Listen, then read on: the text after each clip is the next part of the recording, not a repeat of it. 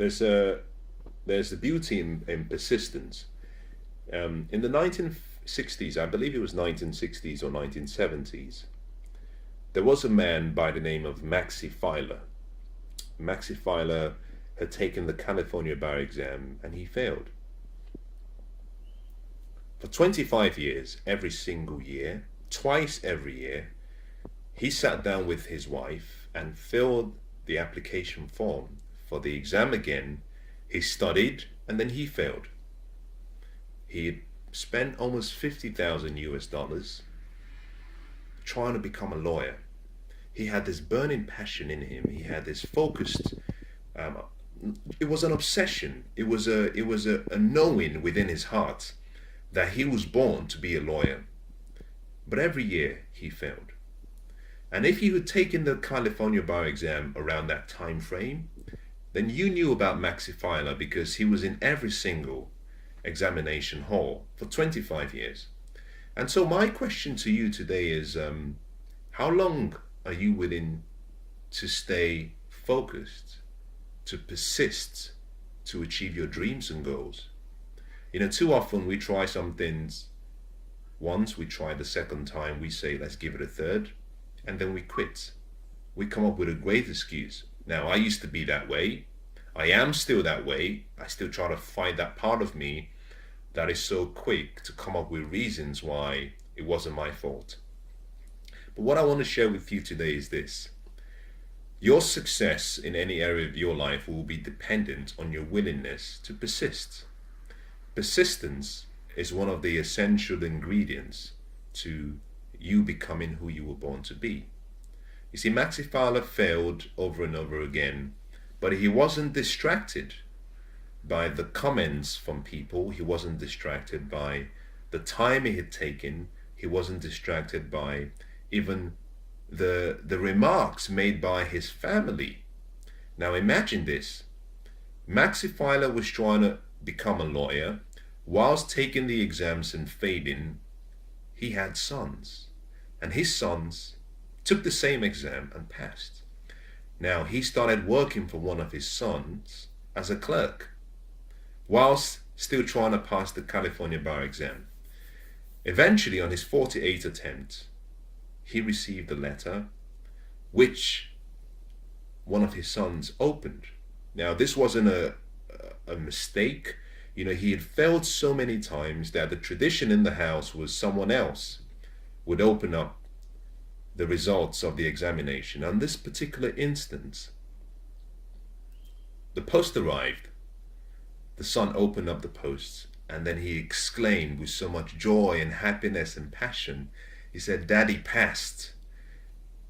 Maxi Fowler eventually passed the exams. Now his life and his story is so remarkable because it shows the power of persistence and the power of having passion towards something that you really like, that you know you were destined to do. An ancient writer, storyteller, says that the passion that he had consumed him. He said that the passion was like fire locked up within his bones. He couldn't shake out that urge, that desire. And so my question to you is, what has got you turned on? What has got you excited? But also, what has got you turned off? What has taken away that passion you used to have? What has taken that courage you used to have? What has taken away that excitement you once had? Until you're willing to persist, you cannot be successful. Because success has a price. It has a promise. You've been engineered for success. That's done already. You don't have to think about it. You don't have to worry about it. You don't even have to pray about it. You've been engineered for success. Success resides in you. But like every precious metal, diamond has to be formed by compressing it, by putting it in a dark place. Through the pressure, we then have all the carbon atoms coming together to form such a beautiful piece of jewel. Until you're willing to persist and endure the pain, until you're willing to persist and stay focused, you can't succeed. And so I want to talk about 3 very important areas in your life that will require persistence, but more importantly, will require the highest level of effort you've ever given anything. The first is what I've just shared with you already, and that is persistence. The second is preparation and planning. You have to plan for your future, but more importantly, you have to prepare for that future. And persistence is demonstrated in the planning process, but also in the preparation process.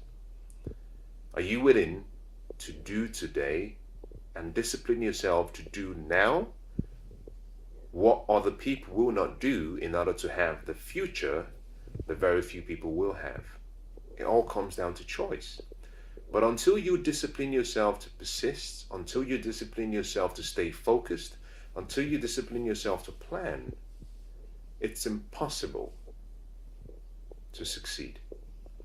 What is planning? In a very simple way, planning is deciding to bring the future you see into the present so that you can do something about it right now. I like what one great speaker said. He said,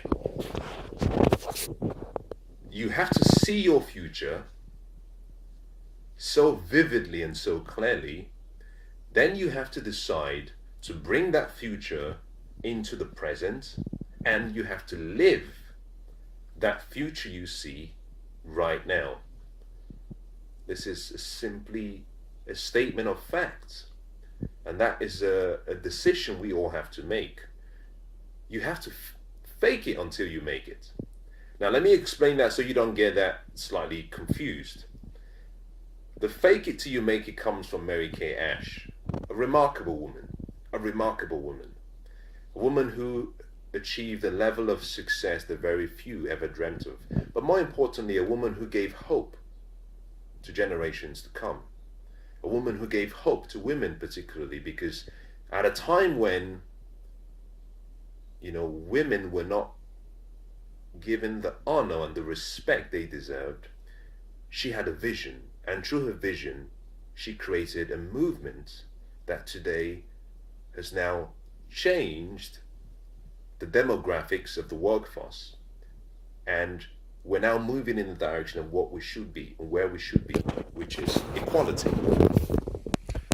Now I've gone away from what I was trying to say, but Mary Kay Ash on this particular day was walking down the corridor of a hotel room, and as she walked past one of the stewardesses, one of the ladies cleaning the rooms in the corridor, the woman looked very down and downcast. Until Mary Kay Ash said to her, "How are you today?" And the woman said, "Oh, I don't feel very good. I don't feel nice. She had all her problems. She had all the feelings, emotions she was saying was getting on her. She couldn't perform well." And Mary Kay Ash said to the woman, No, lady. No. Fake it until you make it." And that was a powerful statement. And that wasn't a statement of saying you need to pretend. No.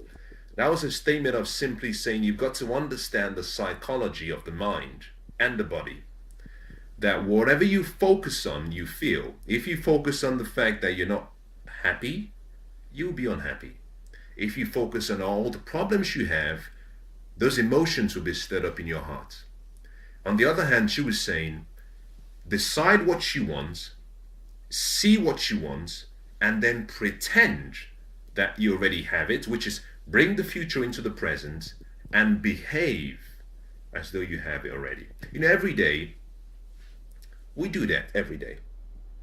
Every day, think about this. Next week you have plans for next week, and you have already started making preparations for next week, maybe in 1 or 2 areas of your life. But next week or the future hasn't arrived. So whatever plans you're making is technically a lie, because it hasn't happened yet. It's yet to happen. The truth or the fact is what has happened. What has happened and what you're watching now is happening in real time. Anything you have in the future is simply you telling yourself a true lie. That's what it is. You're saying, yes, I believe I will see that day and I will achieve my dreams and goals. And you're making plans as a result of what you believe in.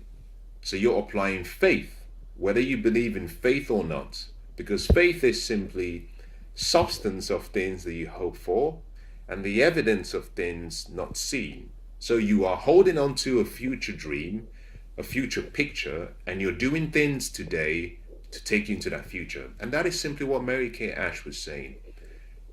You have to discipline your mind, tell your mind how it should feel. Don't let your body be directed by how you feel. No, motion, how you use your body, how you use your breathing pattern, how you use your posture, how you use your voice, decides how you feel. And so what I want to say to you is this, long explanation to go around, who knows, I shouldn't have started in the first place, is you have to control your emotions through your choices you make. If you don't feel happy, sing. You've heard the saying, do I sing because I'm happy or am I happy because I sing? And either way, it works. Motion, what you do with your body decides how you feel. So whenever you go through a period where you don't feel really excited, fake it. Start acting like someone who is happy and excited, and you'll be surprised that the feelings and the emotions in you change and become one with however you see yourself. Let me come back to the comment about persistence. You have to persist. You have to persist. Stay focused, find out what you want, decide that you're willing to pay the price, because until you've decided that you found something that you will not live without, there's a good chance that you may never experience it. The difference between those who have succeeded and who continue to succeed and those who don't is a simple choice. Those who succeed come up to the point where they say, I can't live without what I want. I don't care how long it's going to take. I cannot live without it. Maxi Fowler decided, I don't care how long it's going to take. I cannot live without it. In the same way, you, for whatever dream you have, for whatever goal you have to decide, I cannot live without it. I have to succeed. And remember something, that your passion is what gives you the fuel, gives you the energy. Not your desire. Remember this, not your desires, because your desires are not the same as your passion. Your desire will tell you what you want. That's easy. Your desires will tell you or will reveal what you want. Your passion will reveal something that you're unwilling to live without. So, to persist, you need passion. You need focus. You need purpose. You need to make a decision that you cannot live without it.